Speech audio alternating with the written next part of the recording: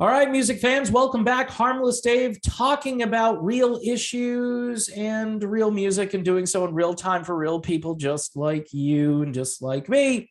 All right, so Stevie Nicks has weighed in on the Uvalde massacre, right?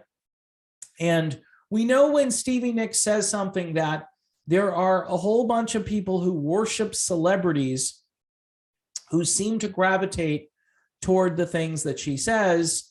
And this goes along with that meme that was out there. I support the latest thing. I think Elon Musk had posted that on Twitter, and there was all this backlash because he basically used the non-playable character guy and had all the little flags and emblems and things that you're supposed to be concerned about all the time.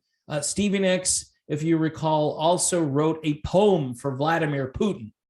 And I think I covered that. And again, the gold dust woman basically asking Putin to turn to dust. You know, I wish you would just turn to dust. So see, there's a link there because of the whole gold dust woman. And in the old days, there was this white powder. Never mind.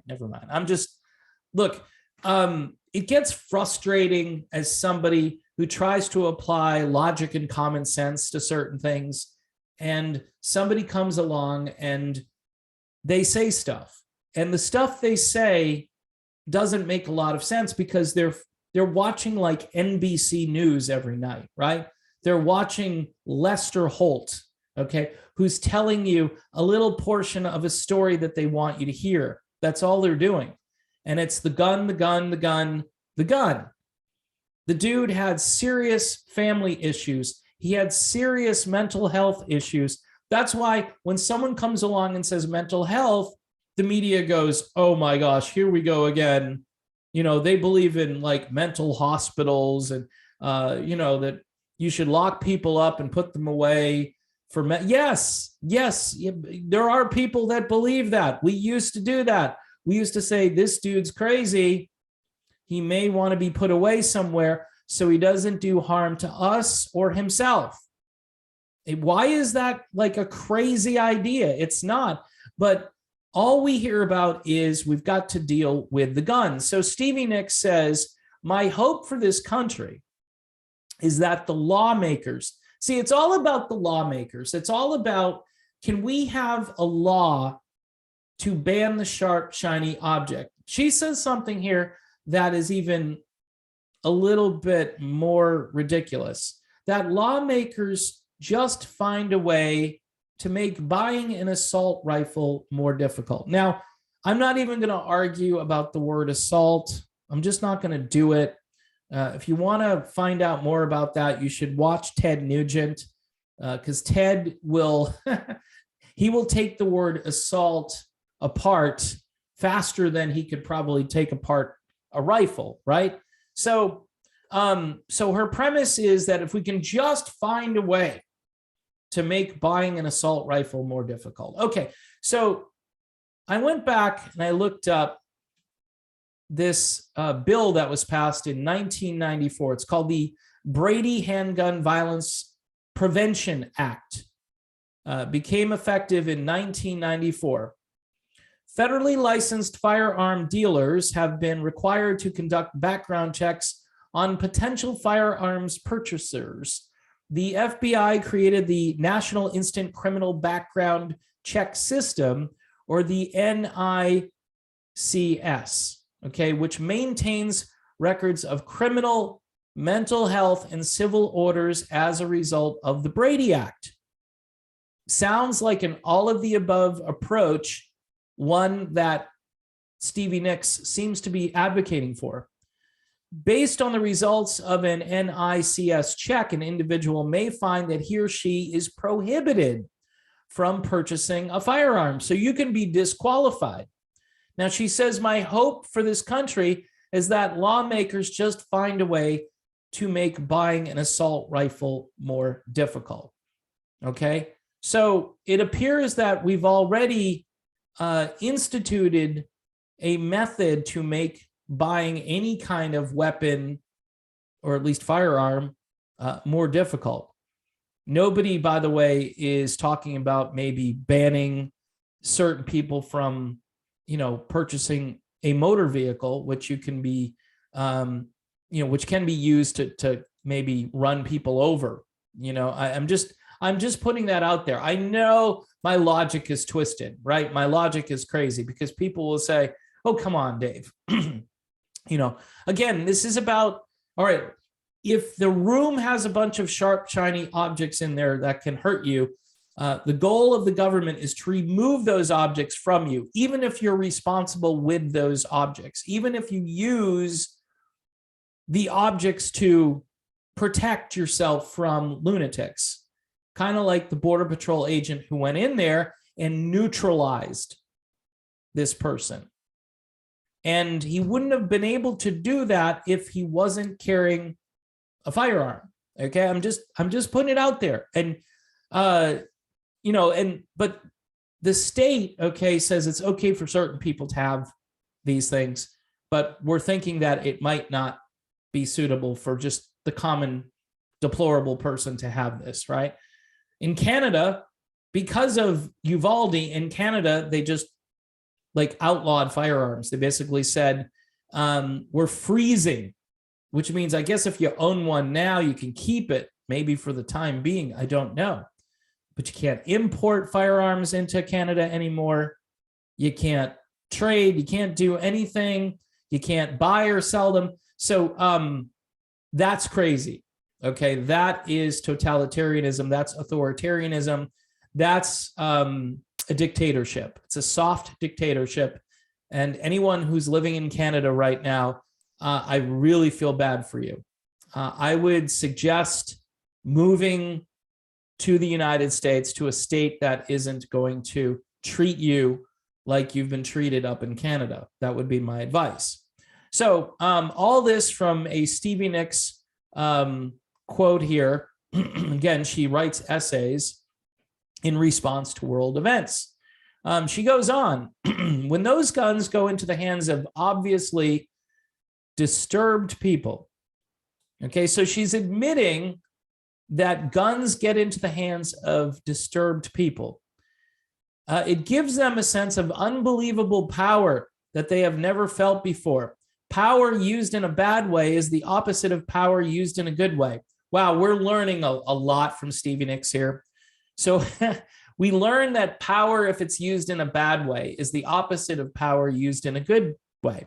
Okay, that's pretty good for a third grader. Okay, so once people have felt the power of those guns, they are addicted. Well, she does know about addiction, right? So don't give them that power, okay? Make it really hard for them to get that gun. All right, so we know that law enforcement, the FBI, we know that this was a tragic failure in simple intelligence gathering.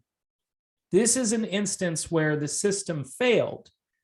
And there are all kinds of questions like, how does an 18-year-old get all of this money in order to purchase what he purchased? Because I think he worked part-time at Wendy's. So nobody seems to want to investigate what really happened in Uvalde. The police department apparently down there is no longer cooperating with the investigation. So those are red flags that go beyond this gun control nonsense. And as I pointed out, that Brady Act pretty much did everything. Now, I know there are loopholes, there are gun show loopholes, there's this, there's that. Maybe some of those things need to be a little stricter. Maybe. Okay. I'd have to know all the details before I would say, yes, let's go down this road and destroy the Second Amendment. Let's just do this because, it's going to be great for society that the law-abiding people can't stop the lunatics, because the lunatics always seem to get their hands on these weapons. And by the way, we have a wide open southern border to the country.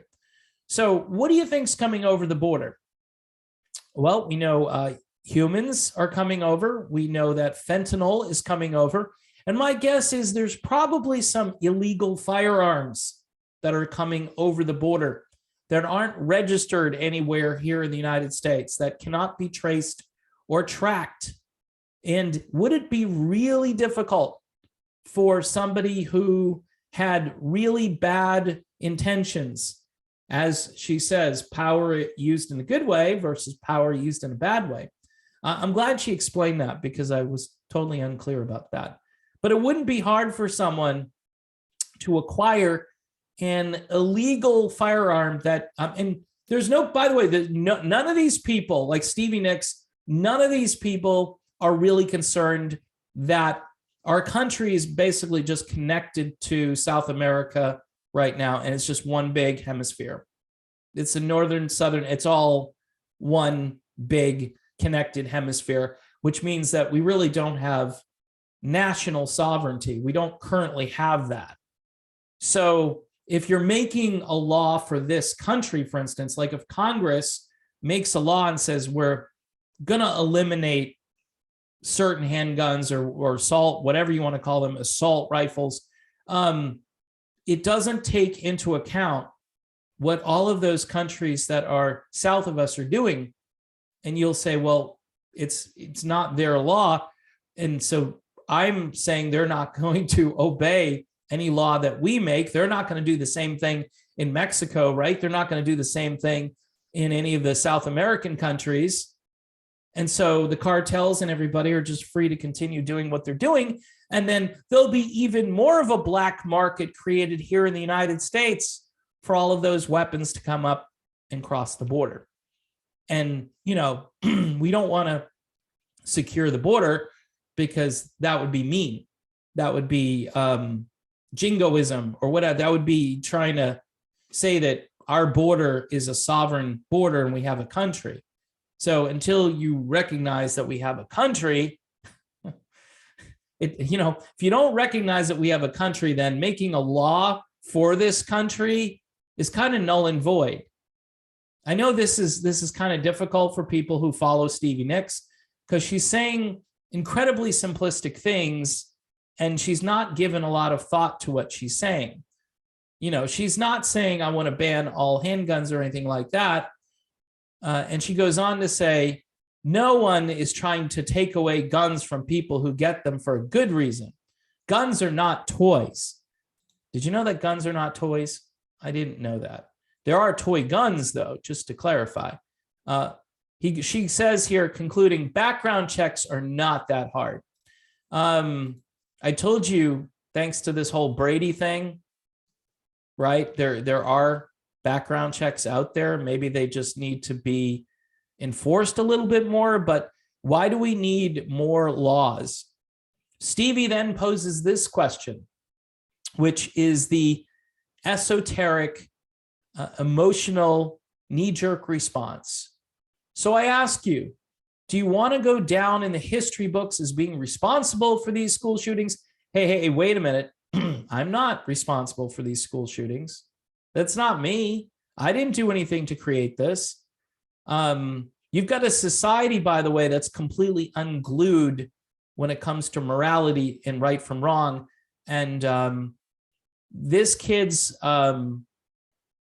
troubled past with one parent leaving and the other parent kind of not engaged and so forth. This is the classic scenario.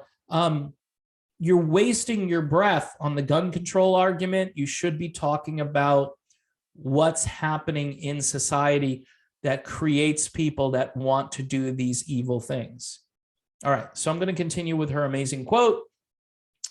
So do you want to go down in the history books as being responsible for these school shootings that will inevitably continue?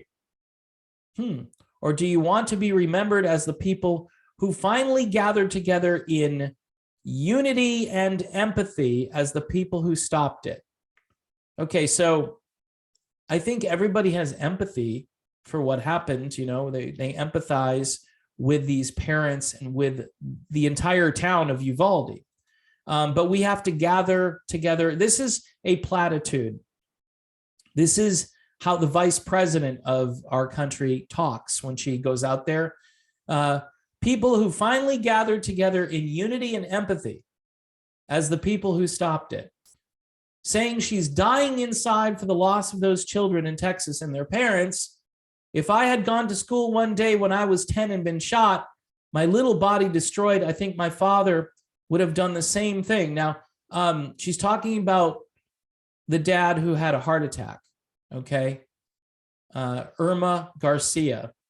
2 days after teacher Irma Garcia died in the shooting, her husband, Joe, okay, so it was a teacher, not a student. So she's kind of got this wrong.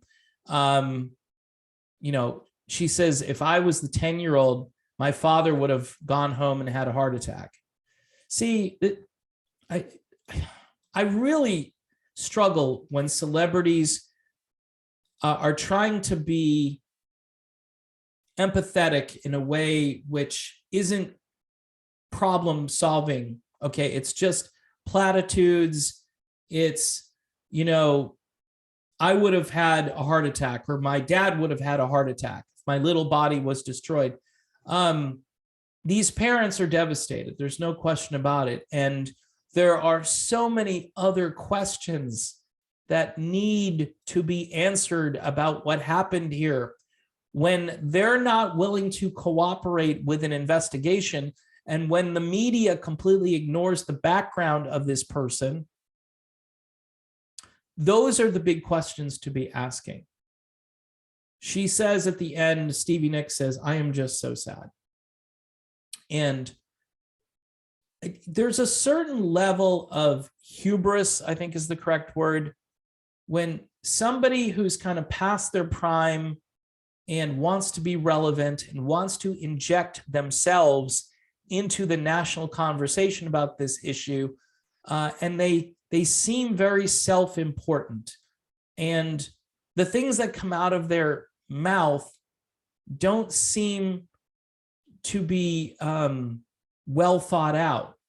To say that, good people will use guns in a good way and bad people will use guns in a bad way. And so background checks, which won't be 100% perfect, right? And people will slip through. Look, it's kind of like this guy, for instance, had no credit. Look at it that way. It's like when someone applies for a mortgage and they say, I have no credit. And the bank says, well, it's better than bad credit. You don't have any credit. So we have all these programs in place where we can get you a mortgage with no money down, right? And some of those people, they do well and they pay the mortgage, and other people default immediately because they didn't have the money, right? And so in this situation where the dude is 18 years old, he's a blank slate, but he wasn't.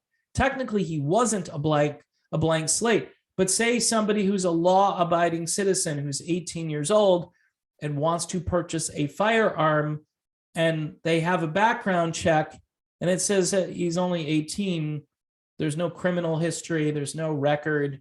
So yeah, we're going to give him the gun. Because what are you going to say? Well, we suspect that you, unless, they know for sure he's on a watch list or something, they can't just say, we suspect that you're going to be really bad with this firearm, so we're not going to give it to you.